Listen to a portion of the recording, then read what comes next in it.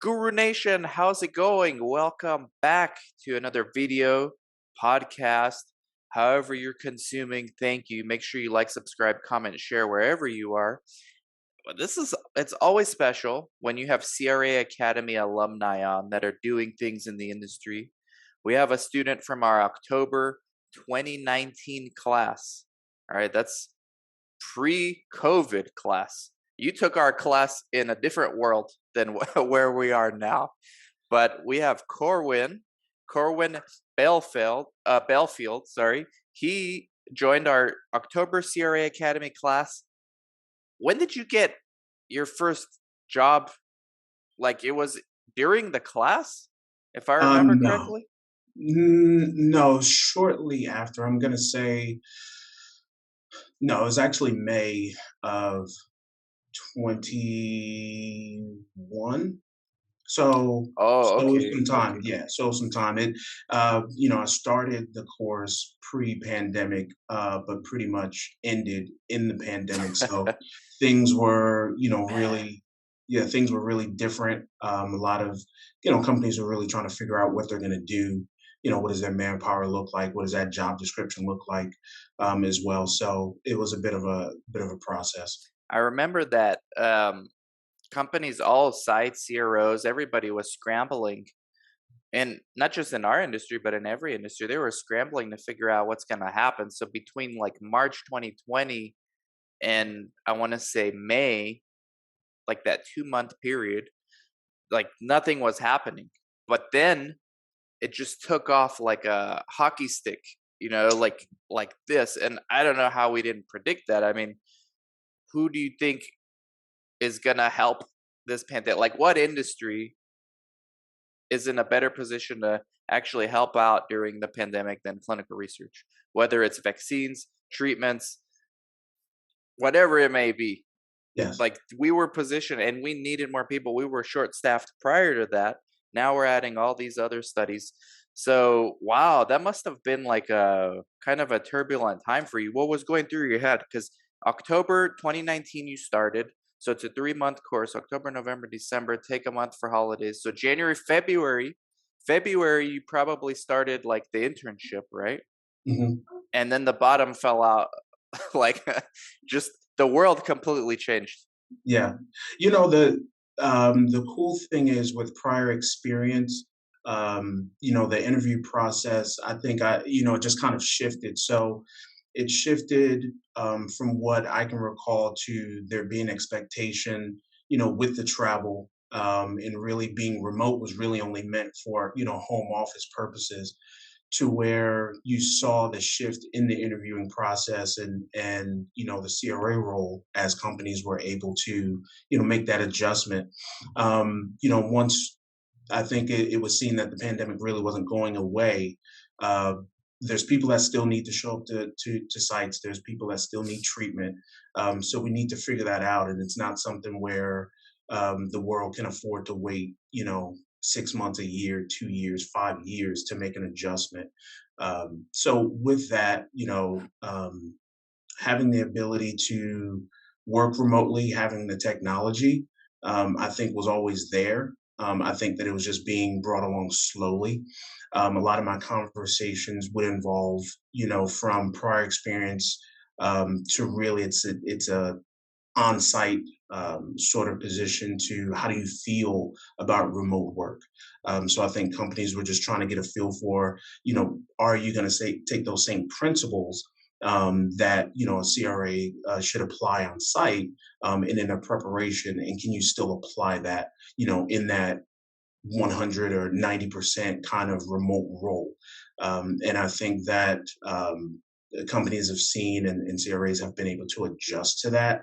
And that's why you may see a bit more of a smoother transition in this industry, where it becomes we're still meeting the needs, of our subjects and the individuals that are looking for treatments and have that expectation, to be able to transition and make it as smooth as possible, as we transition 2022 and moving forward.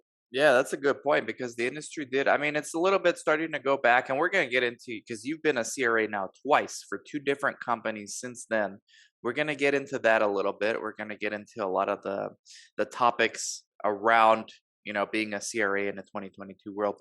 But you bring up a good point because your class was the last class in the CRA Academy. It was the last class where we actually had students come in, even to this day, like physically come in to do the internship. We completely changed our internship at that point to do 100% virtual. And that's actually, initially, it sounds like, all right, that's something you had to do. But the way you just broke it down, I concur. It's a skill set now that we're actually teaching as part of the course. Like, how do you manage remote workforce? How do you manage your workflow when you're working from home? Now, every single intern that comes through our program can answer that. At least they have something practical to answer with, and not just some theoretical thing that the recruiter Yes. can tell, okay, this person has no idea. They just read about this in a book. So I remember the last there were two students came together from your class. I never got a chance to meet you because you didn't get a chance to come because Correct. the world fell apart Correct. Correct. at that. I remember those two students came. There's still videos on them, and we were talking about the pandemic, and we were wearing gloves to go through the source docs. Like, I Yes. gave them gloves. I'm like, put these on. We don't know what's happening. We're at the site, and I just want to make sure like you're protected when you're going through these source docs. And then, but at the same time, I was like, this will be over in like 2 weeks. I'm not worried. Yeah. And Yes. just 2 years later, it's still Yeah. not over. People are over it, but it's not over. Correct. So, man, that's such a crazy. Okay, so what happened? So you did the remote internship, breast cancer, right? Hmm. What? How many reports did you do? Like, what? How was that process for you? Um, can you just kind of walk us through a little bit of your internship experience? Um, Again, kind of with my internship experience, I think is you kind of hit the nail on the head. It wasn't in person, but it wasn't really a remote platform for that. So, what it did for me was help me to understand where to go and find information. Um, Different servers, different software. Uh, you know, ETMF, all these different areas where you just go, private servers, to get access to information. Um, I think that was the biggest deal because I was expecting to, be on site, physically see and touch. Whereas for certain things, I still do print because I think that it's really good to kind of get your eyes on pen and paper sometimes. So when you're talking about some protocol summaries or some monitoring plans, even reading prior IMVs, I think it's important sometimes to really get your eyes on that physical document. That's how I am, and I like to keep those on my laptop. So if I need to pull those up really quickly for reference, my eyes at least can adjust to it and get to it quickly. But during that time, I was still doing a lot of printing. I would say that. Well, yeah, me too. I still do it to this day.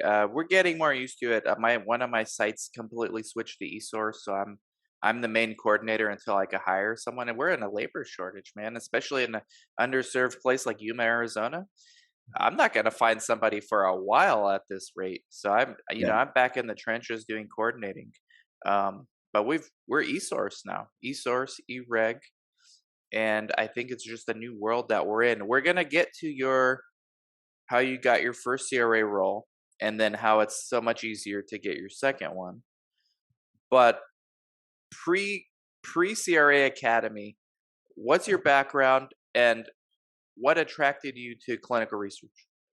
Pre-clinical research, I tell people I was actually managing group homes for adults with disabilities. Ah, okay. So, that was a really easy segue into me joining a clinical research field when I did. I was really green, and I'll say that the academy really helped me to fine tune my skills so that I could be, more attractive to potential employers, as I gained more experience coming out of that. But coming out of the nonprofit sector, it was run pretty much how you would run a site. And I've spoken to a lot of that experience when I do interview sometimes, because the way that it's broken down, if you just take one individual home that has five people with a disability living in it, you're probably going to have, or I'm probably going to have, 4 to 6 staff that are working on a 24-hour rotational basis. That is subsidized through the state. There may be some federal funding. So, guess what? They still want to make sure that the job is being done. They still want to make sure that the people in the home are being taken care of. So, we had an actual regulatory binder. We had med binders. We had daily activity binders. We had nutritional binders. Everyone has their individual habilitation plan. So those things had to be followed. So for me, not only was I managing the home, plus 7, because I had a portfolio, much like a CRA would have. So you're managing. I would say that the coordinator is my house lead. That's the go-to person that I go to make sure that the books and are taken care of, and people are in position to get residents to doctor's appointments, to recreation events, to work. And then you have your lead person that would be in the home that was more of a take charge with recreational things or appointments. Um, you know, I'm still going to be conversing with them on a daily basis to make sure that all documentation is complete and accurate before their shift is over. When they're coming in, it's like reading an IMV from 3 months ago. You're gonna read that, and you're gonna be current with today's events. So much like a CRA, obviously not as intense, but we are in charge of people's lives. At the end of the day, we're making sure that we're being true to what we're saying we're going to do in the service that we're going to provide. Else the state comes in, audits you, and says, "You're not doing this. We want our money back." And by the way, we'll be back in 6 months to make sure that this is taken care of, else we're going to have some issues. So, I know some. I remember our phone call now before you joined the CRA Academy because you mentioned that. You mentioned the group home, and I started in research in psychiatric trials, so mhm, I was pretty familiar with group homes, assisted living, sober livings, room and boards. I would go to all these yes, places to recruit patients for our studies. So I met a lot of people like right. you, Corwin, that were managing those homes. I had to talk to them about research, and so I remember that phone call. And you're right, like transferable skills. Did that come up during your interview? Like, what did they focus on during your first interview? Well, during my first interview was really more, behavioral focused with the role. So, from prior clinical experience, and also with, my prior nonprofit experience, those things for me really are interchangeable. So it was more about, uh, you know, working under pressure, meeting deadlines, the usual. How would you handle a difficult situation? Give an example of those things. Was my first interview. That was a coming out of that. Prior to this new role, it was a contract role, so it was something different I hadn't experienced before. Contra. Okay. Now, we'll get to the second role and we'll get to your experiences with that first role that you had, contract CRA role. But um what was it like to get that job, that first one? Like cuz a lot of people, I want to get your story because a lot of people I think give up too soon and Mhm. get frustrated and take rejection or employers just ignoring their resume, which is more likely than rejection, like 80% of the time. They take that personally. How did you take these, like, how did you go through that journey? I would say that the benefit for me is I was not in a position where I felt rushed. I think for those who may feel rushed or they, don't have anything going on at that current moment, I think time moves differently for them. Whereas I, just want to make sure I was the best version of myself and could be able to present myself in that light. Um, that position did come directly through like an agency. Okay. So I was able to at least build a rapport on the front end, and give them something kind of tangible that they could take back, to the employer and really kind of speak highly to the skill set and obviously to what I potentially could bring to the table, based on the study and based on the current team and current needs. So yes, it was a while. I mean, to kind of get to something I wanted, 6 to 8 months. Okay. Is what my experience was with that. But it Uh, seems like you had the proper expectations. Like, how did you? Because most people think, all right, well, the industry is in such demand. There must be something wrong with me if I'm applying to 20 jobs and I don't hear back from anybody. Like, yeah, I want to yeah, give up. What was your experience? Like, how many? 6 to 8 months is not a short amount of time, no, it's especially not. after you're just coming out of a CRA academy. Yeah, I mean, there's times you can see where there may have been 250 applicants, and the job was only open for 3 days. Um, Wow. so there's competition out there, but you're not always going to be seen. That first go around. There are a lot of qualified candidates, and then sometimes it comes down to relationships too. Just like any sector, building relationships, maintaining relationships, having prior relationships are very important as well. So for me, but also, I'll say this: I just wasn't applying just to apply to You were jobs as well. strategic about it. Yes. So, I did take the time to read not only the job description, but I want to read about the company too. What exactly are you doing? Does that seem like something that would actually fit what I would be interested in, as well? So I just Yeah. wasn't kind of throwing darts, I and then finding remember. out. Yeah. I remember now because you were like emailing me. I think you were also messaging me on Twitter, just or email, text, like, "Hey, this job is this one. What do you think about this one?" And I was Oh like, yeah. Yeah. just get your first job. Just get a job in the industry. Once you're in, it's easy to move up. But you got a CRA contract CRA in your first go round. So what was that interview like? How did that? Were you nervous? What did they ask you? Did the CRA Academy internship ever come up? Transferable skills ever come up? Go walk me through that first one. That first one's so tough. It wasn't my first one. I'll tell you Oh, that.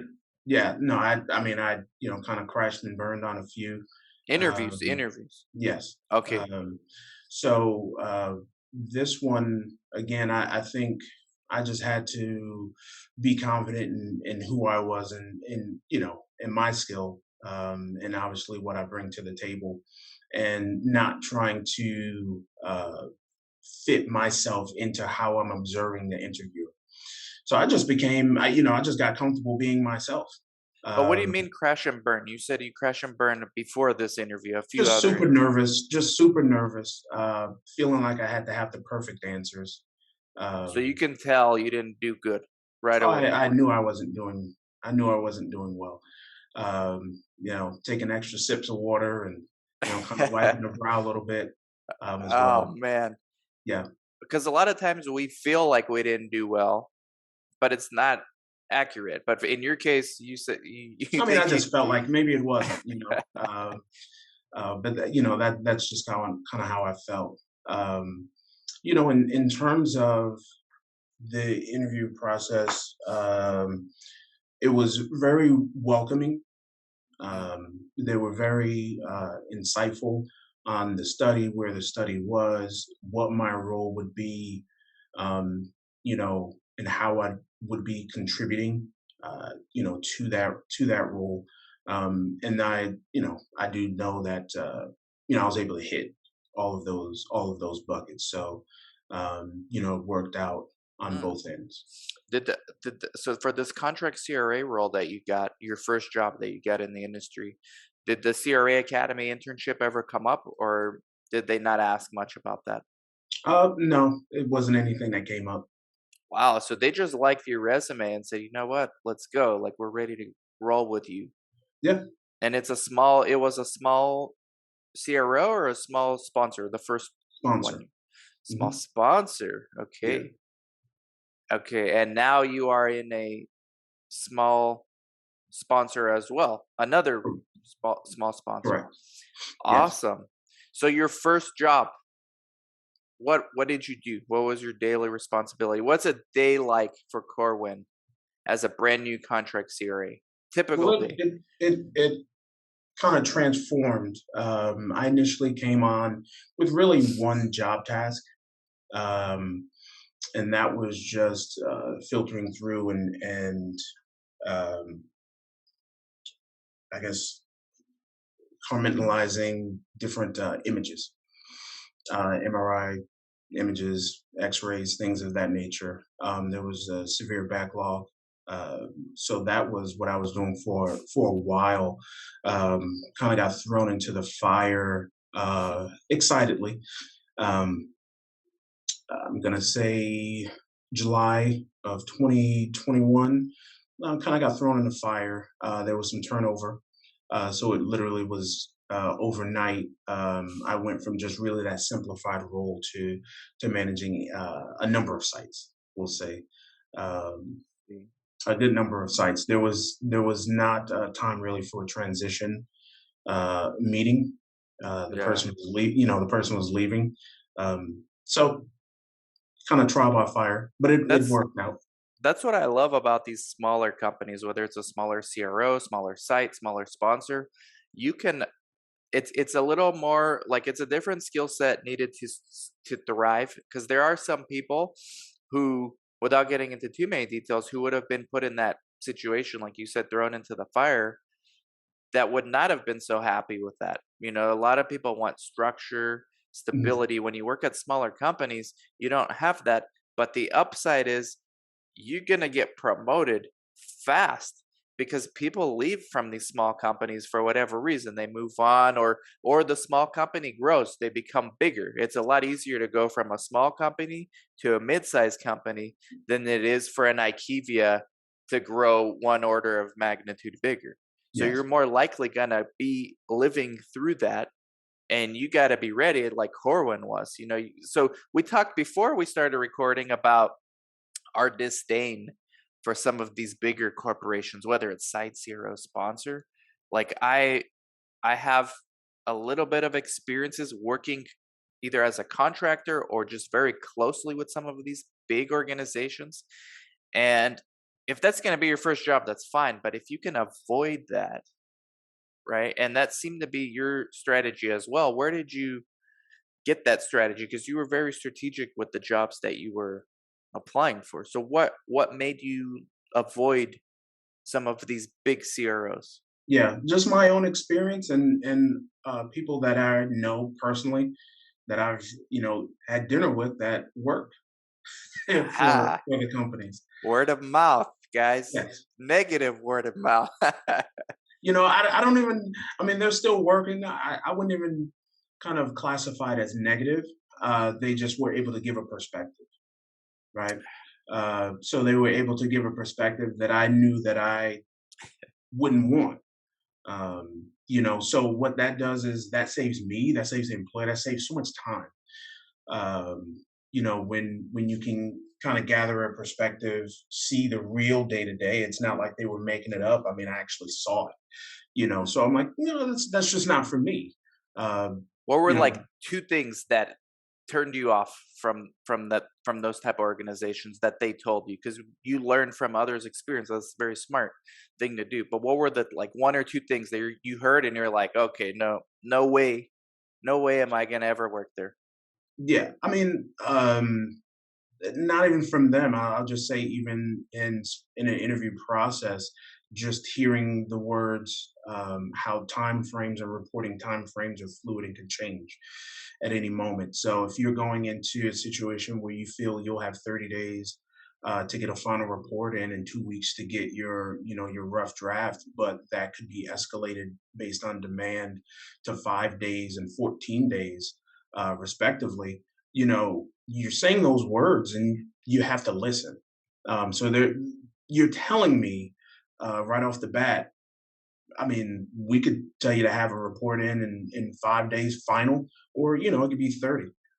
Just depends on demand. So right there, when you talk about structure and you talk about consistency, yes, there's change in business all the time, but something like that I think is pretty important because when you're setting your travel up and you're setting your dates up, well, now you're literally are factoring in the only way this is going to happen is if I stay maybe an extra afternoon to start getting this report done, Mm. and take a red eye in the morning because instead of being home, a full 2 days, well, maybe I'll be home a day. But I'm right back on the road because you have to get that draft going, and those things take time. I gotta Um, give you props, man. Big time credit because not a lot of people in your position who are eager to get their first real CRA role would listen to the interviewer like to that degree. It's not just superficial listening what you did. You were analyzing in real time what they're telling you. You were looking at the semantics of the words, fluid. To you, yeah, those were red flags. To somebody brand new wanting to start out, they're like, "Oh, okay, I don't care. That's awesome." You yeah, know what I mean? You I do. you're a good listener. I do. I attribute that to having, the experience, but all, just experience in different areas. Um, and, not to throw age out there, but, been out there for a while, um, and having, different conversations, as well, and getting into it. I've had roles where I think we've all had positions where we were told one thing totally, and you start day one and day 30, you're like, where am I? How did they ever pull the wool over my eyes like this? Um, and like I said, that's time. That's time wasted. That's Mm. money wasted, and that's just really not the position that I wanted to put myself in. We both have gray in the beard, and there Yeah. comes experience like that. I in my 20s and even in my early 30s, I was naive. Like from a site perspective, like when sponsors would tell me things, or like even CRO. You know how I have like a CRO, that project that we did in the CRA Academy. That's through my CRO. It's Hmm. a very boutique CRO. It's basically a part-time thing for me. But we just turned down a big phase 1 project because now I'm old enough and why I guess experienced enough to hear, like you said, I had a Zoom just like we're doing now earlier this week with the medical monitor for us for a sponsor that wanted to give us a project as a CRO. And I Hmm. heard a lot of things. And shout out to Carla, who's my business partner on this. She heard even more because she's all she does is phase 1. She heard a lot of things that made her think, okay, this is not something we want to do. So I think Yeah. what you just detailed, whether it's a job seeker or somebody who's a entrepreneur in this space, experience, but also like train yourself to read between the lines, train yourself to listen because it's gonna eventually pay off. And for someone like Corwin, look, your life, I don't know, I- we can't, we'll never know. But I think your career would have been different if your first job was, let's say, an in-house CRA with IQVIA. And that's not saying anything, but like if that's your job at IQVIA, good, go get that one. If that's your first one you can get, go get it. But there's a difference between being a CRA for a small sponsor where you grow quickly versus being just another part of a machine Hmm. in a large corporate entity which transacts like it's just numbers. Yeah. What do you think? Like you knew this going in. You knew this. Yeah, I mean, I was just able to quantify that just based on prior corporate experience coming out of college. I remember coming out of college, I would say, man, I want to work for a company that has, a large company that has two last names, Two uh, you last know, name. just GlaxoSmithKline. Johnson and Johnson, just what, because that is what, but also I'm from the Northeast. I'm from, originally from New Jersey. So, Ah, okay, okay. big buildings, bright lights. So that's what you saw. And that's what looked, for me, that's what looked attractive. But when I actually were able to get into some roles, I'm like, this is just not who I am at all. Mm, So kind of, fast forward to where we are today, and what my experience has been, but also I've been fortunate enough to kind of, if you will, pick where I want to be, as well. So I'm coming into a situation where I'm, really excited, really excited to get to know, my team and leadership on, that first name basis, as that's well. big time. That's really appealing to me. Playing sports, growing up playing sports, playing college baseball, things like that. Like Oh, you you want to played know that baseball in college? you want to know that you're impactful. Yeah, long time ago. That's Uh, awesome, man. but you want to know you're impactful. You want to know that, and you want to be able to see your contributions and um, and kind of pull up the rear whenever that may need to be done. And then you just kind of circle the wagon and pull from the front, pull from the back sometimes. So that's attractive to me. I like to know people, and working in industry where you're nowhere near knowing the CEO or the VP or even the say a regional manager doesn't even know your Nope. first name. That wasn't attractive to me, and so I was able Yeah. to No, make some decisions. I know exactly what you mean. When I first started in this space at my site, I would talk to every CRA that came through because I'm just absorbed. This was before YouTube. We didn't have, interviews like this. You learn from interviewing when your monitor came in real in real life, like, hey, how do you like working for IQVIA? And I'm not picking on IQVIA. They're the biggest CRO in the industry, but we had a CRA from IQVIA come in, and I asked her, I said, hey, you ever met the founder? This guy, Dennis Gillings, he's the founder. He sold it twice. He became a billionaire twice. He's awesome. I was curious. I was like, have you ever met him? I was so naive. I thought they knew the CEO of IQVIA. And she's like, oh no, he's like the Wizard of Oz. Like, you're lucky to see him at like a corporate meeting behind like this big monitor. Like, Yeah, yeah, you're lucky to just get a glimpse of yeah, him. yeah, Like, I thought you were just like first name basis with this guy. yeah. Like the wizard, you just see the back of the head. Yeah, he's not CEO anymore. Their CEO is some guy, some French dude, but I just listened to their earnings call. But man, okay, so your next small is the new big is the point of all this. But your next CRA role that you just got, walk us through that. What was the opportunity you saw, and like, why did you move to another company? One of the most awesome experiences that I had was just my screening call. That was supposed to be 20 minutes that lasted an hour. It's like I said, when there's a connection and you're building rapport, it becomes much more than can you do the job. Um, and that is what attracted me, is that the expectation is that we're all going to be working together. There's a clear defined goal, which was important as well. So there's a clear defined goal. And then, what was interesting was having a conversation about why they're looking to bring on, full-time permanent CRA. Just to how I was speaking before, they want to know or feel or be confident that they're bringing someone on that actually wants to be, vested and invested into the project. Whereas they may not have been that confident with the contract personnel that they had. So, I mean, they're literally looking for what I want, right? Mm, mm, So that was important as well. and it's still med device as well, which is really interesting, and I think that um, really it's really not spoken about a lot. Yeah. Really right now, it's oncology, it's COVID trials, um, A lot of things like that. biologics.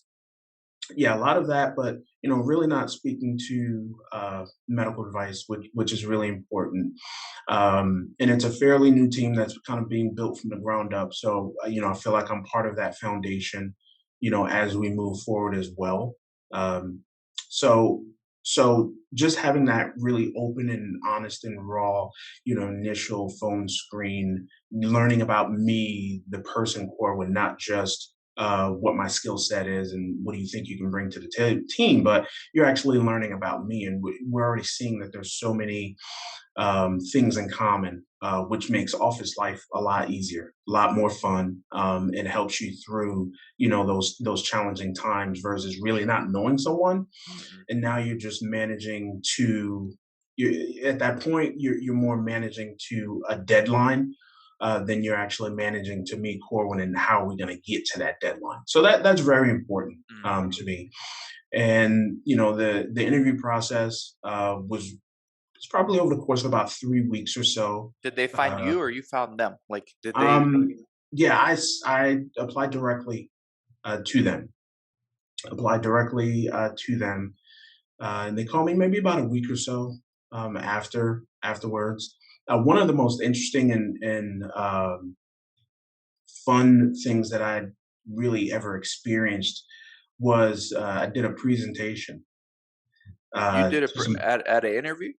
Yes. Well, yes. I did a presentation to the team. There were about 6 people, I believe. It was a Zoom call, um, and just did some slides. I did about 7 or 8 slides, and really it was one of those what sets you apart. Because what I loved was they already know I can do the job, so it wasn't about what would you do in this situation. Would this be a deviation? Would you just, would you retrain the CRC? It wasn't anything like that. Yeah, I spoke to some experiences. What happened? What was the situation? What was your role? And how did it end up? We had that discussion, but what I was able to speak to is why I'm different, why I fit really the mold that they're crafting, and why I felt like as an organization and for me, my role is going to help them again hit that end point, hit that end game. Hmm. And it gave me an opportunity, really unfiltered, uh, to kind of speak about me, You should have which recorded that interview, no, I man. wasn't going to record it, but I do have my slides, but I wasn't going to record You it. have your slides still? So what was, like, some of the main bullet points? Like, Uh, what was your, like, key selling point, like, differentiating? We gotta give Guru Nation something, you're gonna inspire so many people. By the way, LinkedIn, do you want people to connect with you on LinkedIn? I don't really do LinkedIn. I have a page, but there's like nothing on it other I than know, my I my noticed. cool profile picture. So I if you want saw to hack me, that. that's like my dad's hat. Rest his soul. That's like my dad's hat that I was wearing in that picture. I think I have, yeah, when he passed. But yeah, there's really nothing on my LinkedIn. I do follow a lot of clinical research, on my page and stuff. But I would say the key selling point potentially for them, but also for me, is I was able to articulate I need to be Corwin, and this is who Corwin is. And quite honestly, people like me. So I don't try to be better than anyone. I don't take the job too serious. Um, you can, what I say, you can get more honey, more bees with honey than Yep, with lemons or something like that. So yep. we all have a job to do, right? I don't take work home with me. I think that's very important, Mm, and you need to know that. I have a family. I kind of have to reset. Um, good employee, they say sometimes is a happy employee, going the extra mile, and being accountable is really important as well. So, giving experiences where you can articulate your failures and how you turn that into a success and a win, I think projects authenticity. Hmm. And I think I think that is attractive What to about people. people who are like, you know what, Corwin, like I'm afraid to be myself because I don't think they want my real self. They want a projection of who I think they want me to be. Like that had to have been going through your head, no? Or did you have enough confidence from your last job to say, you know what, if they don't like me for who I am, I'll just stay where I currently am. I mean, Then it this. wasn't, yeah, then it wasn't the fit. Uh, the thing is, you can't put on, if you're interviewing, let's say a small panel interview is three people. This was six, Mm, but let's say if you're in a small, more traditional sort of interview setting, and you have a panel, um, and you're not really being your true self, really what you're doing is you're kind of morphing yourself really to each individual person as they speak to you, as they may give their experience or their titles, as they may ask you questions, what their face may look like if the monitor is actually working, and you're seeing looks on their face and you're trying to figure out, man, do they like this answer? Do they not? Uh, you know, when you're trying to be different people for different people, you kind of get confused, right? And you don't really know who you are. And at some point, they may not really know who you are. So that could be a turnoff because, I think we've all been, I mean, I've interviewed and hired people and come out of an interview and said, man, I just, it's something, I don't really yeah. know if I got a feel for that person. Yep. I felt like they were just trying to give all the perfect answers. So as soon as you start trying to give all the perfect answers, you're kind of really setting yourself up because clinical research, no one has all the right answers. So you have to be willing to grow and adapt. Right. And especially I think at a smaller organization, like they really want to know who you are. Like IKEA, PPC Neos, PPD, they just need somebody to do a role, like Mhm. almost automated. And in Correct. a smaller company, especially at the sponsor level, they need somebody to grow with the company. So Correct. to them, it's very important. I can see why they had you do presentation like that because I know I like IKEA, Neos, PPD. They're not going to have you do those things. They're not going to have you do a presentation on Zoom unless it's for like a executive role or some higher up role, but not for like in-house CRA or even just a regular CRA. Yeah, I've had experience. Like I said, I've had experience, whether it be just a screening call, whether it be quote unquote interview that lasted 25 minutes, but that's actually what they wanted. They Mm. needed to get through their 8 questions. They were already predetermined. It had really nothing to do with me. It just all had to do with whether or not I can check a box. So Um, in the past, you said you knew you bombed some interviews. After this one, did you know you did good? Do you know you hit a home run? I felt very confident. I felt confident. I expected to receive positive feedback, um, but also when they asked the question, if you have any questions, if you have anything that kind of comes across your mind, don't hesitate to reach out, call or email. They actually meant it. Hmm. Those emails or those phone calls were answered immediately. Um, because they were legitimate questions, something that could impact me or my performance, and obviously what they're looking for. So they actually got back to me and kind of gave full case scenario of what that looked like.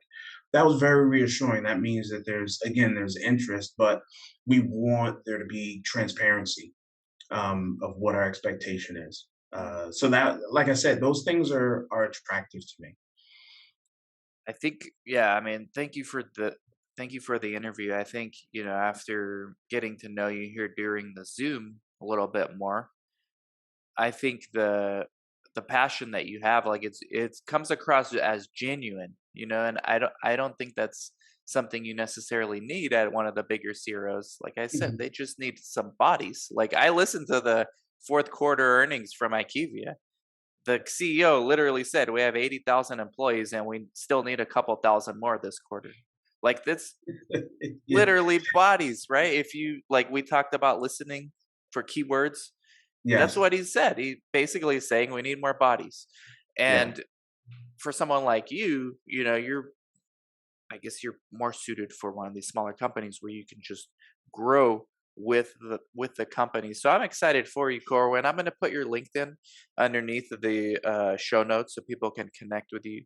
So maybe get ready for a bunch of people reaching out, but let's do more. Let's do like a part two. Maybe we'll go live and do part two and take Q&A like in real time from people out there. But I really appreciate your time, and I hope that your next CRA role that you're in right now is going to be rewarding, fulfilling, and exciting for you, and you grow with the company, and ultimately you do what's best for your career, Corwin. Yeah, I appreciate it. I mean, that's really the goal, and I know that's what they're looking for. That's my intention.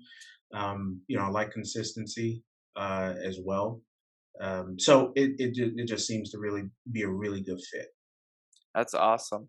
Uh, Again, thank you. We'll do more. This was a great, and we can go another hour, but I know you gotta go.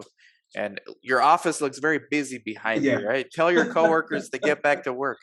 yeah, they Uh, cleared out until I was done. So there's a guy behind you that hasn't moved for an hour. Uh, but thank you, Corwin. I he's appreciate on it. no, he's on the line with IT. That's the problem. Uh, yeah, there you go. I Thank appreciate it. I appreciate it, Corwin. Thank you, everybody. Thank you for watching. Make sure you like, subscribe, comment, share. Go connect with Corwin, and we'll catch you guys later. Thank you, You Corwin. got it. Take care now.